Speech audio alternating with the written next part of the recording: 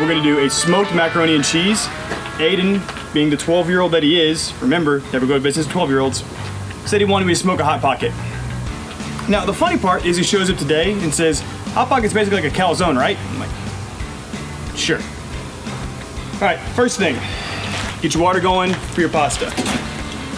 I'm doing this, obviously, on a grill.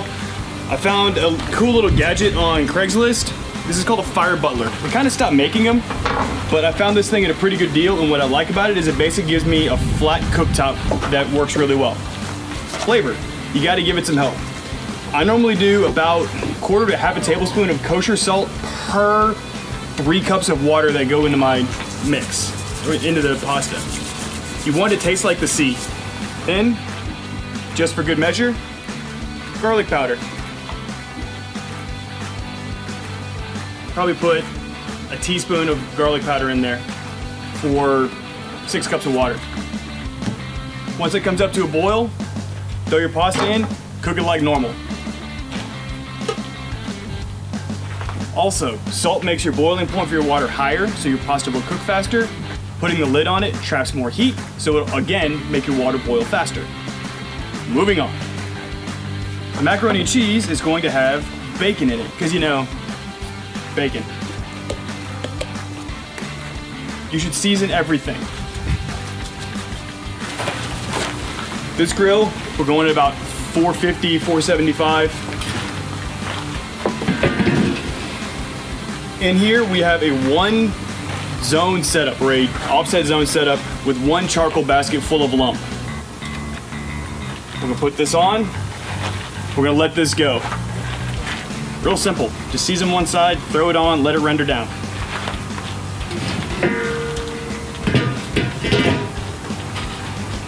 Grill vent about half open. Yeah, throw some pecan on there.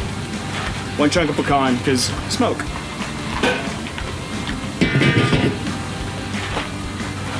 Evan asked me a question. Why does pasta have to be a rolling boil? The answer is pretty simple. It doesn't. So, water steams at 212 degrees. A couple degrees difference versus altitude. It's a degree higher per 1,000 feet above sea level. For everybody that's cooking, I know. Why do I know that? Thanks, Bill Nye. Why do I know that? That fact means 2 things to people that barbecue a lot. Thing 1, that's how you know when you're ready to put your pasta water in. Also, if you need to calibrate your thermometers, water steams and boils at 212 degrees. If you put your thermometer in it and it's boiling and it says it's 190 degrees, your thermometer's wrong. So keep that in mind. HEB spiral pasta, I know macaroni is normally elbows, but remember, we have a gluten-free eater too. Whenever I'm making something gluten-free and something not, I do 2 different kind of pastas. The gluten-free pasta is elbow, so we're using spirals for the not. Put your pasta in, give it a quick stir. Did you just say that's not gluten-free pasta? This is not gluten-free pasta. So it's regular pasta? Yes, it's regular pasta. Can't say regular though. Gotta say not gluten-free. Well, whenever we're having doesn't fly very well in the wind. Oh, oil in your water. So, if you put oil in pasta water whenever it's getting ready to cook, it does a great job of making it to where your pot doesn't boil over. However, it also makes it to where your pasta doesn't stick together once you're done cooking it. The other problem is that if you do that, it also makes it to where your sauce and your seasonings and whatever you're using also doesn't stick to the pasta very well. So, pro tip, use a bigger pot, not as much water, where even if it bubbles up, it doesn't boil over. Whenever you're making macaroni and cheese, you want to have the pasta a little bit more firm and a little bit more chewy than what you're used to. Because remember, once you put the cheese in this, you're gonna bake it again. So if you get it all the way to where it's supposed to be, and then you bake it, it just becomes a gummy, nasty mess. You call that when it's firm? Al dente? Yes, it is al dente.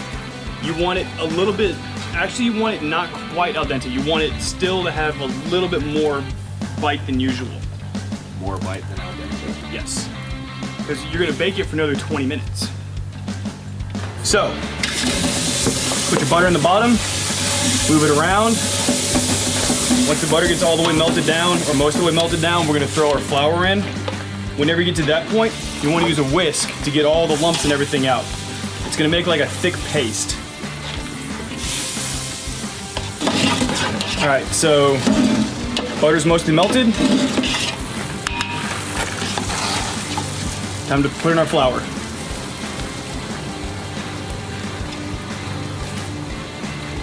And now you start whisking.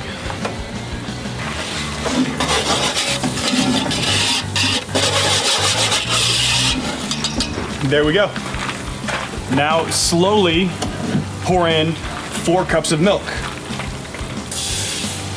Because we are cooking over fire, this is going to come up to temperature really fast. Mix everything in. You also want to throw in about 2 teaspoons pepper and 2 teaspoons salt here.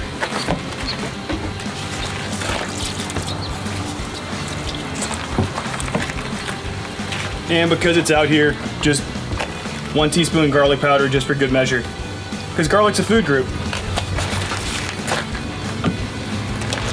Mix all that up. See what's starting to turn that nice kind of light color, getting nice and uniform. Basically a gravy base. Oh, funny story.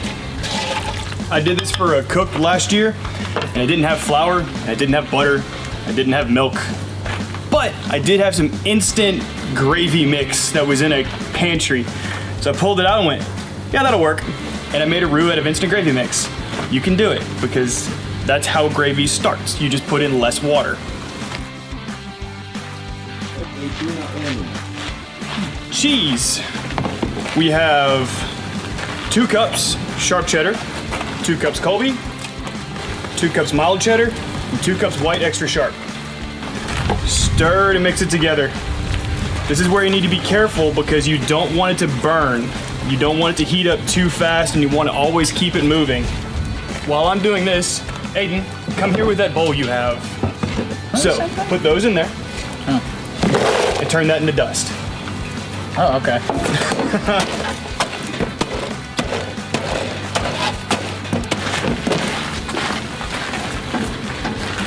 Now just take your beautiful golden sauce, pour it on top. Normally, I would just throw the pasta in the pan and mix it around, but because we're making 1 batch of gluten-free and 1 batch of regular pasta, didn't think that was a good idea. All right, now that all of our stuff's in there, it's all good to go. Take your pork rinds, just literally crush them up on top. Because macaroni and cheese, as much as I love it, it's very one kind of squish.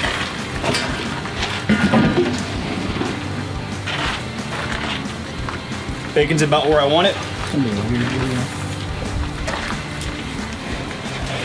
Go ahead and pull this off.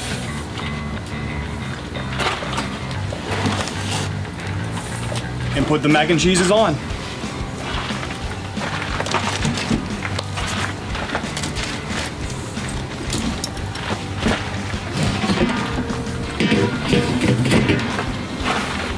Those are gonna bake for about 375, 400 for 20 or 30 minutes till they're bubbly and the top is nice and brown. About halfway through, we're gonna turn them around and we're gonna chop up the bacon and throw that on there at that point.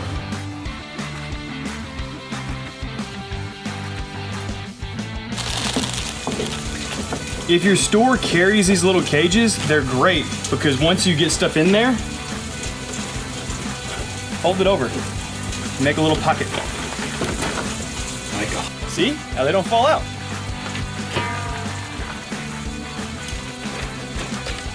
Throw those on there.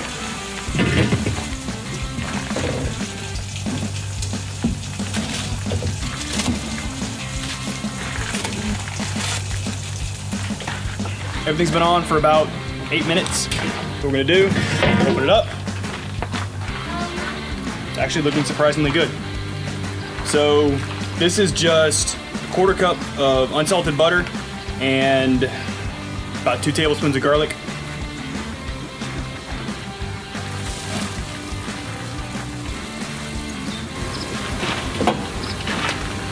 Now the Hotpockets, we're just going to rotate them. If I can.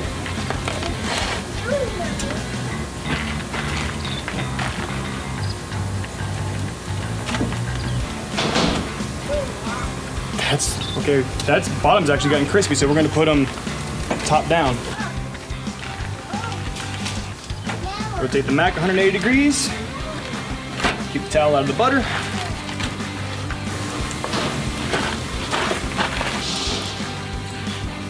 What I did is I smoked it for a little while and just chopped it up and obviously put it in a pan and let it render down some more.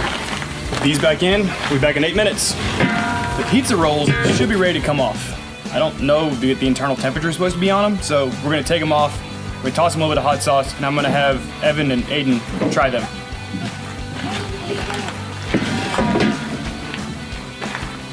Macaroni's looking really good.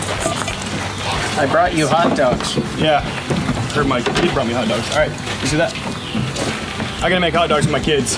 Okay, give it a whirl. I'm nervous. You're fine.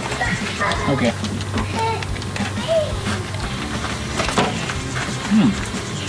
Hot diggity damn. Tastes like a pizza roll with hot sauce on it. Okay, so it didn't take any smoke.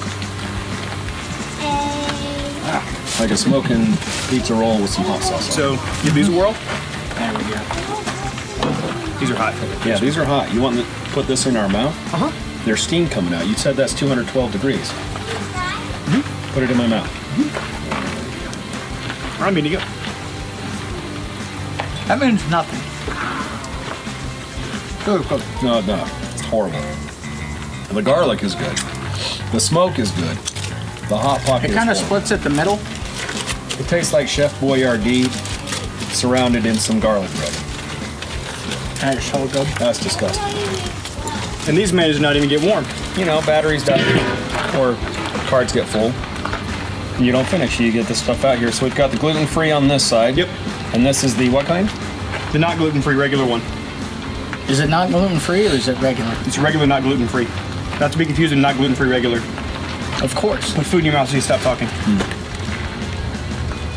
If I had a nickel. Smoke on the gluten one. Smoke for days. Love that. Did I say gluten or gluten-free? That's gluten-free. Smoke for days. Damn good. The gluten-free did not have salt while it was boiling, but the regular one did. Not bad. Huge difference. Let's do another. You get so much more cheese flavor in that one. It's the salt brings it out. Delicious. Well, the best whiskey, that's your favorite. Best barbecues. Random. Don't forget to share both. Cheers. Cheers.